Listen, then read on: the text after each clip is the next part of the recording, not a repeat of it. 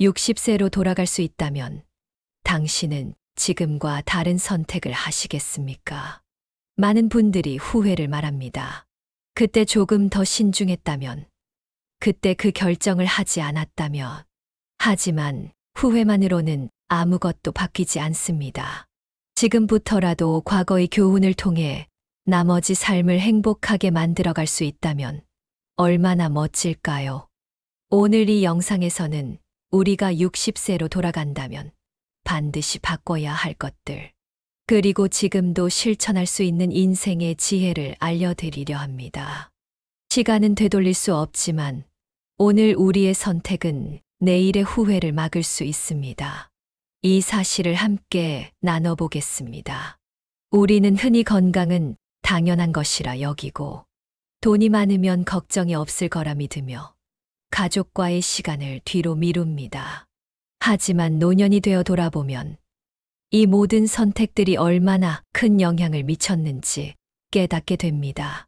대한노인복지학회에서 발표한 자료에 따르면 60대 초반으로 돌아간다면 지금처럼 살지 않겠다고 답한 사람들이 무려 80%에 달한다고 합니다. 무엇을 후회했을까요? 건강을 소홀히 한 것, 돈이 충분하다고 방심한 것, 그리고 가족과의 소중한 시간을 미뤘던 선택들입니다. 후회는 대부분 사소한 방치와 무관심에서 시작되었다고 합니다. 그런데 놀라운 점은 현재 행복한 노후를 보내고 있는 분들은 60대 초반에 아주 특별한 선택을 했다는 것입니다. 그들은 무엇을 알고 있었을까요? 그리고 우리가 그 선택을 지금부터라도 따라 할 수 있을까요? 이 영상은 그 답을 찾는 여정입니다. 지금부터는 하나씩 살펴보겠습니다. 우선 첫 번째로 중요한 주제는 바로 건강입니다. 왜 건강이 재산보다도 중요한 가치인지, 그리고 지금 바로 시작할 수 있는 건강 관리 비결에 대해 알아보겠습니다. 계속 함께 하세요. 건강을 잃으면 모든 것을 잃는다는 말, 너무 흔하지만 이보다 더 진실한 말은 없습니다. 특히 나이가 들수록 건강은 우리의 삶의 질을 결정짓는 가장 중요한 요소가 됩니다. 많은 사람들이 건강이 당연한 것이라 여겨 정기 검진을 미루고 운동을 뒤로 미룹니다. 그러나 건강은 한순간에 무너질 수 있습니다. 요즘 들어 다리가 무겁고 조금만 걸어도 숨이 차더라고요. 나이가 드니까. 원래 이런 거겠죠. 철수 씨, 나이 때문만은 아닙니다. 다리 근육이 줄어들면 혈액순환이 어려워지고 몸의 기능이 약해지는 겁니다. 이대로 두면 더 큰 문제가 생길 수도 있어요. 그럼 어떻게 해야 하죠? 병원도 가기 귀찮고 운동도 어렵던데요. 철수 씨, 하루 3분만 시간을 내보세요. 발 뒤꿈치를 들었다 내리는 간단한 동작만으로도 큰 변화를 만들 수 있습니다. 건강은 거창한 게 아니라 작은 실천에서 시작됩니다. 철수는 고개를 갸우뚱하며 물었습니다. 정말 그거 하나로도 건강이 나아질까요? 네, 맞습니다. 73세에 이 운동을 시작했던 박영수 씨는 6개월 만에 당뇨 수치를 정상으로 돌렸고 지금은 매일 등산을 다닐 정도로 건강을 되찾았죠. 건강은 작은 노력의 축적입니다. 노년내과학회의 연구에 따르면 60대에 근육량 감소를 방치하면 70대에는 치매와 거동, 불편의 위험이 3배 이상 증가한다고 합니다. 특히 다리 근육은 제2의 심장이라 불릴 만큼 몸의 혈액순환과 건강에 중요한 역할을 합니다. 건강이란 과거의 노력이 쌓여 미래의 나를 지키는 유일한 자산입니다. 지금부터 실천할 수 있는 간단한 방법을 알려드리겠습니다. 정기 검진을 받으세요. 건강은 미리 확인하고 예방하는 것이 가장 중요합니다. 아프지 않더라도 1년에 한 번 건강 상태를 점검하세요. 발 뒤꿈치 들기 운동 의자를 잡고 서서 발 뒤꿈치를 들었다 내리는 동작을 하루 3번, 20회씩 반복하세요. 이 운동은 종아리 근육을 강화하고 혈액 순환을 개선하며 전신의 건강을 지켜줍니다. 물 마시기 하루에 8잔 이상의 물을 마셔 몸의 순환을 원활히 하고 탈수를 예방하세요. 철수 씨, 지금 이 순간부터 시작해 보세요. 건강은 나이 탓으로 돌리지 말고 관리와 실천으로 바꿔야 하는 것입니다. 앞으로의 10년을 활기차게 살고 싶지 않으신가요? 알겠습니다. 이제부터라도 제가 제 몸을 챙겨보겠습니다. 건강을 되찾아서 촌자들과 축구를 할 수 있는 날을 기대해 봅니다. 건강은 우리의 삶에서 가장 중요한 자산입니다. 작은 습관 하나가 10년 뒤에 내 몸을 완전히 다르게 만들 수 있습니다. 이제 우리 삶에서 건강만큼 중요한 또 다른 요소인 재정 관리에 대해 이야기해 보겠습니다. 은퇴 후 재정 관리는 선택이 아니라 필수입니다. 노후에는 돈이 많든 적든 현명하게 사용하는 것이 핵심입니다. 국민연금공단의 조사에 따르면 퇴직 후 5년 이내에 퇴직금의 80%를 소비하는 사례가 일반적입니다. 상수야, 은퇴하고 처음엔 퇴직금 3억 원이 든든하게 느껴졌는데 지금 보니 통장이 거의 바닥이야. 어디서부터 잘못된 걸까?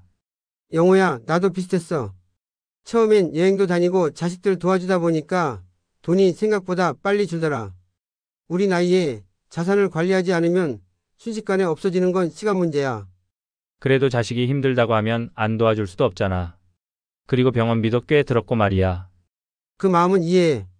그런데 그래서 내가 4개의 통장을 시작했어. 이걸로 한번 지출을 통제해 봤더니 돈이 훨씬 잘 관리되더라. 4개의 통장? 그게 뭐야? 어떻게 한다는 거야? 상수는 자신의 경험을 공유하며 차분히 설명합니다. 간단해. 원금 통장, 생활비 통장, 비상금 통장, 그리고 행복 통장으로 자산을 나누는 거야. 원금 통장은 절대 손대지 않고 생활비 통장은 매달 필요한 금액만 넣어서 사용하는 거지. 비상금은 병원비나 예기치 못한 상황에 대비하고 마지막으로 행복 통장은 여행이나 취미 같은 내 즐거움을 위해 쓰는 거야. 그렇게 통장을 나눈다고 해서 큰 효과가 있을까?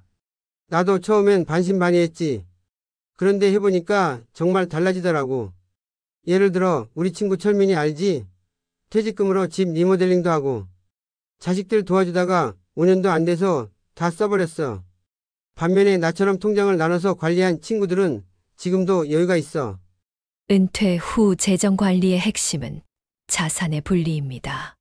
4개의 통장은 각각의 목적에 맞게 자산을 활용하도록 설계된 전략입니다. 원금 통장 전체 자산의 60%를 안정적인 정기예금이나 국채에 투자해 절대 건드리지 않습니다.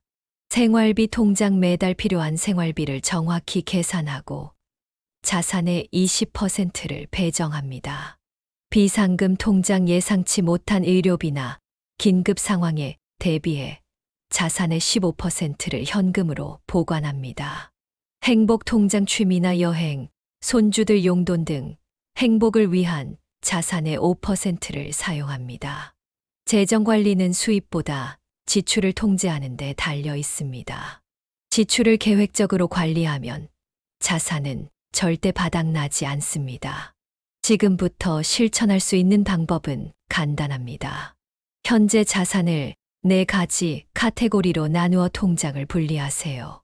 매달 생활비 예산을 엄격히 지키고 자녀와의 재정적 지원에 명확한 한계를 설정하세요.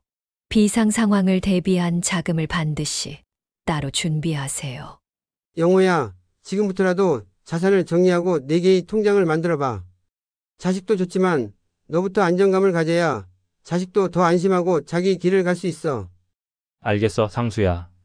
이제부터라도 다시 시작해볼게. 아직 늦지 않았겠지? 늦지 않았어. 지금이 가장 빠른 때야. 차근차근 시작하면 분명 효과가 있을 거야. 재정 관리는 우리의 미래를 위한 투자입니다. 지금부터라도 자산을 관리하면 말년의 안정감과 여유를 얻을 수 있습니다. 이제 우리 삶에서 재정만큼 중요한 또 다른 주제, 바로 고독에 대해 이야기해 보겠습니다. 고독은 노년기에 많은 사람들이 겪는 문제입니다. 하지만 고독은 반드시 부정적인 것만은 아닙니다. 고독을 건강하게 받아들이고 이를 성장과 자아, 성찰의 시간으로 바꿀 수 있다면 삶은 훨씬 풍요로워질 수 있습니다. 서울대 연구에 따르면 고독감은 심장병이나 당뇨보다 건강에 더 나쁜 영향을 줄 수 있지만 고독을 긍정적으로 받아들인 사람들의 삶의 만족도는 훨씬 높았습니다. 재호야. 요즘 너무 외로워. 애들은 각자 바쁘고 친구들도 다들 제 일하느라 정신없잖아. 하루 종일 혼자 집에 있으려니 적적해서 미치겠어. 그 마음 알지. 나도 그런 적 있었거든. 그런데 가만히 생각해 보니까 혼자 있는 시간이 꼭 나쁜 건 아니더라고. 혼자인 게 나쁘지 않다고. 난 너무 허전해. 뭘 해야 할지도 모르겠고. 그게 혼자 있는 시간을 활용하는 방법을 몰라서 그래. 나도 처음엔 힘들었는데 동네 탁구 동호회에 가입하면서 많이 달라졌어. 그리고 혼자 있을 땐 일기 쓰고 책 읽으면서 시간을 보내니까 고독이 오히려 성장의 시간이 되더라. 탁구 동호회라. 그런데 가입해 본 적이 없는데 괜찮을까? 처음엔 어색할 수 있지. 하지만 새로운 사람도 만나고 몸도 움직이니까 마음이 훨씬 가벼워지더라고. 고독을 건강하게 극복하기 위해서는 하루를 3가지로 나누는 것이 좋습니다. 만남의 시간 동호회 가입, 지역 커뮤니티 활동, 혹은 간단한 산책을 통해 사람들과 교류하세요. 성장의 시간 새로운 취미나 배움을 통해 자기 자신을 성장시키는 시간을 가지세요. 고독의 시간 혼자만의 시간을 활용해 자신을 돌아보고 삶의 가치를 찾는 습관을 들이세요. 혼자 있는 시간은 두려움의 대상이 아니라 나를 더 깊이 이해하고 성장시키는 기회입니다. 지금부터 실천할 수 있는 방법은 간단합니다. 하루 일정을 계획하세요. 사람들과의 만남, 취미 활동, 고독한 시간을 균형 있게 배치하세요. 동호회나 커뮤니티에 가입하세요. 탁구, 등산, 독서 모임 같은 활동은 새로운 사람들과 교류할 기회를 제공합니다. 자기 성찰의 시간을 가지세요. 일기를 쓰거나 책을 읽으며 자신을 돌아보는 시간을 가져보세요. 정민아, 혼자 있는 게 꼭 나쁜 건 아니야. 고독은 내가 성장할 기회일 수도 있어. 다음 주에 우리 탁구 동호회 한번 와볼래? 거기선 다들 친구처럼 편하게 대해줘. 탁구 동호회. 그래. 한번 알아볼게. 뭐라도 해봐야 할 것 같아. 좋아. 나중엔 내가 그 시간을 얼마나 기다리게 될지 모를걸. 고독은 단순히 외로움이 아니라 나를 이해하고 성장할 수 있는 기회입니다. 고독을 긍정적으로 활용하면 삶의 새로운 활력을 찾을 수 있습니다. 이제 삶에서 중요한 것과 그렇지 않은 것을 구별하는 지혜에 대해 이야기해 보겠습니다. 나이가 들수록 우리는 삶의 본질에 대해 깊이 생각하게 됩니다. 하지만 동시에 여전히 불필요한 것들에 집착하거나 다른 사람과의 비교로 인해 스스로를 힘들게 하기도 합니다. 이러한 집착은 스트레스를 유발하고 삶의 만족도를 떨어뜨리며 진정으로 중요한 것들을 놓치게 만듭니다. 나이가 들면서 삶에서 본질적으로 중요한 것들을 재발견하고 불필요한 것들에서 자유로워지는 지혜가 필요합니다. 영수야, 가끔 내가 왜 이렇게 바쁘게 살았나 싶어. 그땐 돈 벌고 사람들한테 인정받는 게 제일 중요하다고 생각했는데 이제 와서 보면 별거 아니었더라고.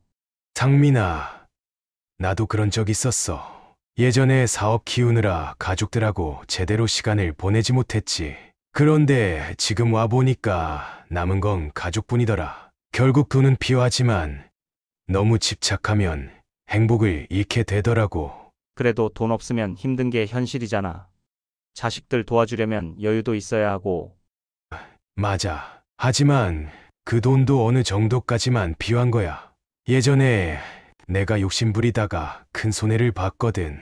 그때 깨달은 건 불필요한 것들을 내려놓아야 진짜 중요한 것들이 보인다는 거야. 그럼 지금 내가 뭘 내려놔야 할까? 아직도 뭔가 부족하다는 생각이 들 때가 많아. 상민아, 비교하는 걸 먼저 멈춰봐. 그리고 내가 정말 소중하다고 생각하는 것들에 집중해. 불필요한 것들에 집착하지 않고 중요한 것에 집중하는 것이 삶의 행복을 높이는 핵심입니다. 경제학자 윌프레도 파레토가 말한 8020 법칙에 따르면 우리의 삶에서 80%의 성과는 20%의 중요한 요소에서 비롯됩니다. 즉, 대부분의 결과는 소수의 중요한 것들에 집중할 때 얻을 수 있다는 것입니다. 심리학자 쇼 네이커는 삶의 가치는 타인에게서 오지 않고 자신의 내면에서 발견된다고 말하며 불필요한 비교가 삶을 얼마나 피폐하게 만드는지 경고합니다. 그는 또한 삶에서 소중한 것들에 감사하며 단순하고 의미 있는 삶을 추구하는 것이 행복의 열쇠라고 강조합니다. 72세의 김정호 씨는 은퇴 후에도 사회적 위치와 과거의 성취에 집착하며 다른 사람들과 자신을 끊임없이 비교했습니다. 그러나 감사 일기를 쓰고 가족과 보내는 시간을 늘리며 자신이 가진 것에 집중하기 시작하면서 점차 평온과 만족을 찾았습니다. 그는 내 삶은 내가 만든 것이며 더 이상 남들과 비교하지 않을 때 비로소 진짜 행복을 느낄 수 있었다고 말합니다. 비교를 멈추세요. 타인과의 비교는 불행을 불러오는 지름길입니다. 자신만의 기준을 세우고 자신의 성취와 가치를 스스로 평가하세요. 따뜻한 커피 한 잔, 좋은 날씨, 가족과의 대화처럼 사소한 것들도 포함하세요. 삶의 우선순위를 재정비하세요. 가족과의 시간, 건강관리, 취미활동 등 본질적인 것들에 에너지를 쏟으세요. 단순하게 사는 법을 배우세요. 필요 없는 물건, 과도한 욕심, 타인의 시선에 얽매이지 말고 꼭 필요한 것들로 삶을 단순화하세요. 일본의 미니멀리스트 사사키 후미오는 단순한 삶은 삶에서 진정한 행복과 자유를 찾는 길이라고 말합니다. 그는 물건과 욕심을 줄이는 것뿐만 아니라 마음의 짐을 덜어내는 것이야말로 인생을 더 풍요롭게 만드는 핵심이라고 강조합니다. 자신에게 중요한 것만 남기고 나머지는 과감히 비워라. 그때 비로소 자유와 평화가 찾아올 것이다. 사사키 후미오. 불필요한 것에서 자유로워지는 것은 단순히 물건이나 욕심의 문제가 아닙니다. 그것은 삶을 더 가볍고 의미 있게 만드는 첫걸음입니다. 지금 여러분의 삶에서 중요한 것들을 발견하고 불필요한 것들은 과감히 내려놓으세요. 삶의 가치를 재발견하는 것은 결국 내 삶을 소중히 여기고 나만의 행복을 찾는 과정입니다. 이제 이 모든 가치를 연결하는 감사의 마음에 대해 이야기해 보겠습니다. 감사의 마음은 행복의 출발점입니다. 우리는 흔히 행복을 멀리 있는 특별한 무언가로 생각하지만 실제로 행복은 우리 가까이에 있습니다. 삶에서 작은 것들에 감사하는 습관은 스트레스를 줄이고 심리적 안정과 삶의 만족을 높이는 데 결정적인 역할을 합니다. 하지만 많은 사람들이 감사의 힘을 과소평가하거나 일상의 바쁨 속에서 잊고 지냅니다. 영수야. 요즘 사는 게 너무 힘들어. 건강도 예전 같지 않고 자식들 뒷바라지도 끝이 없잖아. 뭐 하나 즐겁다고 느껴지지가 않아. 정민아, 나도 한때 그런 생각을 많이 했어. 사는 게 왜 이렇게 힘들기만 한지 말이야. 그런데 어느 날 딸아이가 그러더라고. 아빠 오늘 뭐가 좋았는지 적어보는 건 어때요? 하고 말이야. 좋았던 거. 글쎄 요즘 그런 게 뭐 있나 싶다. 처음엔 나도 그랬어. 적을 게 없더라고. 그런데 조금씩 생각하다 보니까 오늘 아침에 마신 따뜻한 커피, 창문으로 들어오는 햇살, 그리고 이렇게 내랑 이야기 나누는 것 같은 사소한 것들이 떠오르더라. 그래도 그런 게 무슨 큰 의미가 있겠어. 정민아, 그렇게 작은 것들에 감사하다 보니 마음이 조금씩 달라졌어. 부족한 것만 보이던 내 삶이 가진 게 꽤 많다는 걸 깨닫게 되더라. 그리고 그게 행복의 시작이었어. 감사의 마음은 단순한 심리적 위안이 아닙니다.